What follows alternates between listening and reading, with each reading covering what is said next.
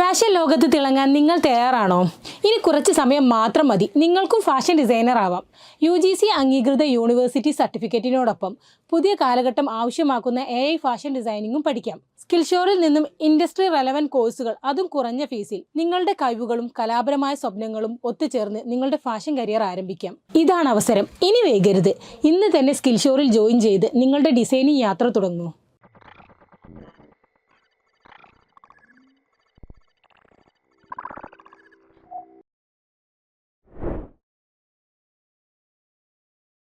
Hi students, അപ്പോൾ നമ്മൾ നമ്മുടെ സ്റ്റിച്ചിങ് ക്ലാസ്സുകളൊക്കെ സ്റ്റാർട്ട് ചെയ്യാൻ പോവാണ്. അതിന് മുന്നേ സ്റ്റിച്ചിങ്ങിന് ഏതൊക്കെ മെറ്റീരിയൽസ് ആണ് വേണ്ടത് എന്ന് നമുക്ക് നോക്കാം. നമ്മൾ ഫസ്റ്റ് ഇൻട്രൊഡ്യൂസ് ചെയ്യുന്നത് സ്കെയിലാണ്. നമുക്ക് ഒന്നോ രണ്ടോ പോയിന്റ്സ് അടയാളപ്പെടുത്തി ആ പോയിന്റ്സ് വരക്കുന്നതിന് വേണ്ടി സ്കെയിൽ യൂസ് ചെയ്യും. സ്കെയിൽ പല ഷേപ്പുകളിലായിട്ട് അവൈലബിൾ ആണ്. അതായത് ഇതിപ്പം ഒരു കേർവ് ആയിട്ട് വരുന്ന ഒരു ഗാർമെന്റ്, കേർവ് വരുന്ന ഒരു ഗാർമെന്റ് ഡ്രാഫ്റ്റ് ചെയ്യുന്നതിന് വേണ്ടി യൂസ് ചെയ്യുന്ന സ്കെയിലാണിത്. ഇതിനൊരു ചെരിവ് കാണാം അല്ലേ? ഓക്കെ, ഇതും അതുപോലെ തന്നെയാണ്. നമ്മളെ ബോട്ടം ഷേപ്പ് ഒക്കെ കൊടുക്കുന്നതിന് വേണ്ടി യൂസ് ചെയ്യുന്ന സ്കെയിലാണിത്. ഇതിനൊരു ചെരിവുണ്ട്, നോർമലി ഉള്ള സ്കെയിലല്ല. ഓക്കെ, ഇത് നമ്മുടെ നോർമൽ സ്കെയിലാണ്. ഓരോ പോയിന്റ്സിനെയും ജോയിൻ ചെയ്യാൻ വേണ്ടി യൂസ് ചെയ്യിപ്പിക്കുന്ന നോർമൽ സ്കെയിലാണിത്. ഓക്കെ, ഇനി നെക്സ്റ്റ് വരുന്ന ഒരു ഇമ്പോർട്ടൻ്റ് ആയിട്ടുള്ള ഒരു കാര്യമാണ്. എന്താണത്? ഫാബ്രിക്കിലെ സ്റ്റിച്ചിങ്ങിന് ഏറ്റവും ഇമ്പോർട്ടൻ്റ് എന്താണ്? ഫാബ്രിക് ഇമ്പോർട്ടൻ്റ് ആണ്. അപ്പം നമ്മളിവിടെ ഇൻട്രൊഡ്യൂസ് ചെയ്യുന്നത് പോപ്ലിൻ ക്ലോത്ത് ആണ്. ഈ ക്ലോത്ത് നമ്മൾ 2 കളേഴ്സിലുള്ള ക്ലോത്ത് ഇവിടെ ഇൻട്രൊഡ്യൂസ് ചെയ്യുന്നുണ്ട്. നമുക്ക് സ്റ്റിച്ച് ചെയ്യാൻ, അതായത് സ്റ്റാർട്ട് ചെയ്യുന്ന ഒരാൾക്ക് സ്റ്റിച്ച് ചെയ്യാൻ ഏറ്റവും കംഫർട്ട് ആയിട്ടുള്ള ക്ലോത്ത് ആണ് പോപ്ലിൻ ക്ലോത്ത്. എല്ലാവരും ഈ പോപ്ലിൻ ക്ലോത്ത് തന്നെ സ്റ്റിച്ച് ചെയ്യാം.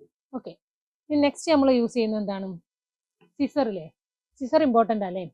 ഫാബ്രിക് നമ്മൾ കട്ട് ചെയ്യാൻ യൂസ് ചെയ്യുന്ന സിസറാണിത്. ഈ ഫാബ്രിക് കട്ട് ചെയ്യാൻ യൂസ് ചെയ്യുന്ന സിസറിനോട് നമ്മൾ പേപ്പർ കട്ട് ചെയ്യരുത്. അങ്ങനെ ചെയ്താൽ നമ്മളെ സിസറിന്റെ ഷാർപ്പ്നെസ് അത് കുറയ്ക്കും. അപ്പോൾ എല്ലാവരും ഫാബ്രിക് കട്ട് ചെയ്യുന്ന സിസർ അത് മാത്രം കട്ട് ചെയ്യുന്നതിന് വേണ്ടി യൂസ് ചെയ്യാം. നെക്സ്റ്റ് വരുന്നതാണ് ത്രെഡ് കട്ടർ. ഇത് നമ്മൾ യൂസ് ചെയ്യുന്നത് എന്തിനു വേണ്ടിയാണ്? മെഷീൻസിൽ നമ്മൾ സ്റ്റിച്ച് ചെയ്തുകൊണ്ടിരിക്കുമ്പോൾ വരുന്ന ത്രെഡുകളൊക്കെ റിമൂവ് ചെയ്യുന്നതിന് വേണ്ടിയാണ് ത്രെഡ് കട്ടർ യൂസ് ചെയ്യുന്നത്.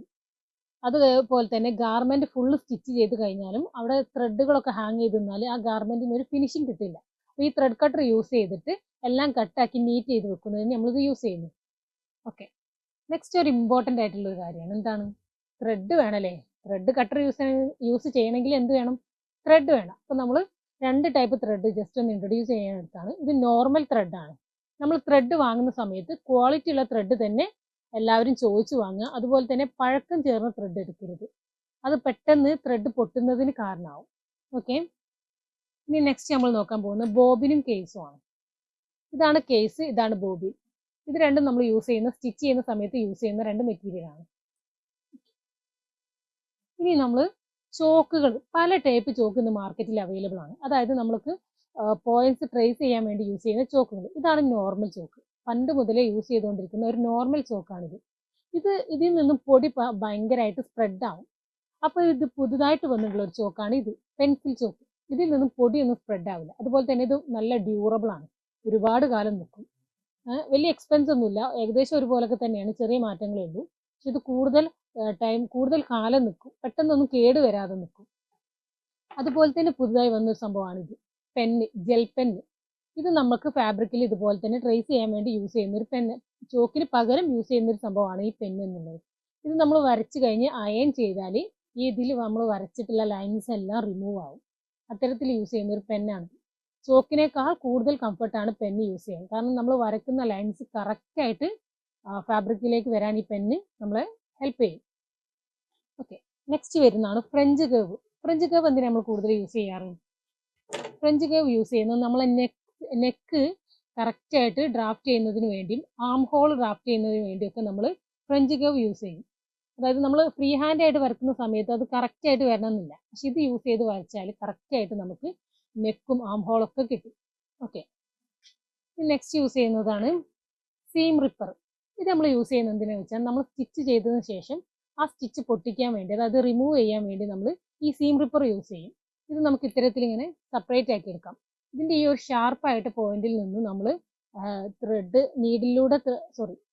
ത്രെഡിലൂടെ ഈ ഒരു നീഡിലിട്ട് വലിച്ച് പൊട്ടിച്ച് നമുക്ക് പെട്ടെന്ന് തന്നെ നമുക്കിത് സെപ്പറേറ്റ് ആക്കി, ക്ലോത്തിനെ സെപ്പറേറ്റ് ആക്കി എടുക്കാൻ വേണ്ടി ഹെൽപ്പ് ചെയ്യും. നെക്സ്റ്റ് ആണ് ട്രേസിങ് വീൽ. ഇത് നമ്മൾ യൂസ് ചെയ്യുന്നത് എന്തിനാണെന്ന് വെച്ചാൽ നമ്മൾ ഓൾറെഡി നമ്മൾ ചോക്ക് യൂസ് ചെയ്തിട്ട് വരക്കില്ല, ക്ലോത്ത് ഫാബ്രിക്കിലേക്ക് വരക്കുന്ന ആ ലൈൻസിനെ ഒന്നും കൂടി എൻഹാൻസ് ചെയ്യുന്നതിന് വേണ്ടി നമ്മൾ ഈ സീം റിപ്പർ യൂസ് ചെയ്യും. ഓക്കെ, നെക്സ്റ്റ് വരുന്നതാണ് പിന്ന്. പിന്ന് യൂസ് ചെയ്യുന്നത് നമ്മൾ കട്ട് ചെയ്യുന്ന സമയത്ത് ഫാബ്രിക് അങ്ങോട്ടും ഇങ്ങോട്ടും തെന്നി പോവാതിരിക്കാൻ നമ്മൾ പിൻസ് യൂസ് ചെയ്യാറുണ്ട്. ഇനി വരുന്നതാണ് needle, machine needles. Machine needles ഒരുവിധം എല്ലാവർക്കും അറിയാലോ, നോർമൽ നീഡിൽ പോലെയല്ല മെഷീൻ നീഡിൽസ്. അതുപോലെ തന്നെ ഓരോരോ മെഷീൻസിനും ഓരോരോ ടൈപ്പ് ഓഫ് നീഡിൽസ് ആണ് യൂസ് ചെയ്യുന്നത്.